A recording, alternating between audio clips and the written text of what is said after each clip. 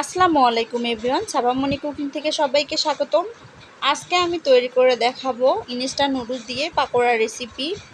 এই পাকোড়া রেসিপিটা খেতে অনেক ক্রিস্পি এবং ভিতর থেকে অনেক সফট লাগে। আমি কিভাবে তৈরি করব সবগুলো উপকরণ আপনাদের সাথে শেয়ার করব। এটি বিকালের নাস্তা হিসাবেও খেতে পারে সবাই। চলুন দেখে আসি। এখানে একটি চুলায় আমি প্যান বসিয়ে দিয়েছি। এখানে দিয়েছি 1 কাপ পরিমাণ পানি। পানিটা হালকা গরম করে নিয়েছি। এর মধ্যে দিয়ে দিব 1 প্যাকেট ইনস্ট্যান্ট নুডলস এবং নুডলসের প্যাকেটের ভিতর যে মশলাটা থাকে সেটাও দিয়ে দিব। এতে করে নুডলসটা সিদ্ধ হওয়ার সময় মশলার ফ্লেভারটা নুডলসের ভিতর ঢুকে যায়।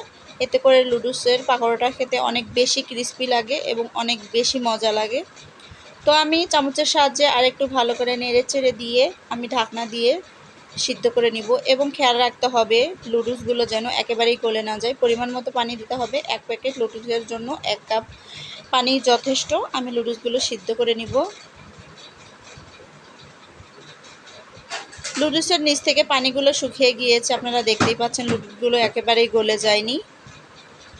এবার আমি একটি পাত্রে ঢেলে ঠান্ডা করে নিব।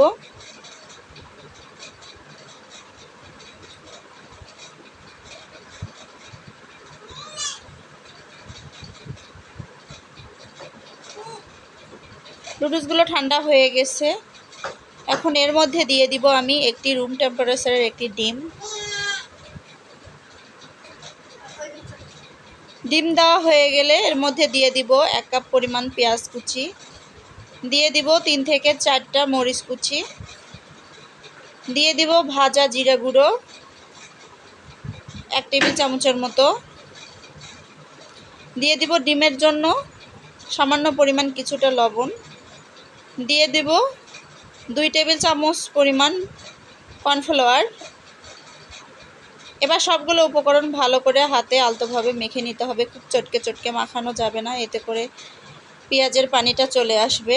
খুব আলতোভাবে মেখে নিতে হবে এবং মেখে নেওয়ার পরে হাতে গোল শেপ করে দেখতে হবে যে পাকোড়ার শেপ চলে আসছে কিনা। যদি না আসে তাহলে আবারও কর্নফ্লাওয়ার একটু বেশি করে দিয়ে করে নিতে হবে, মেখে নিতে হবে। এরপর চলে যাব ভাজার জন্য চুলায় একটি প্যান বসিয়ে তেল গরম করে নিয়েছি।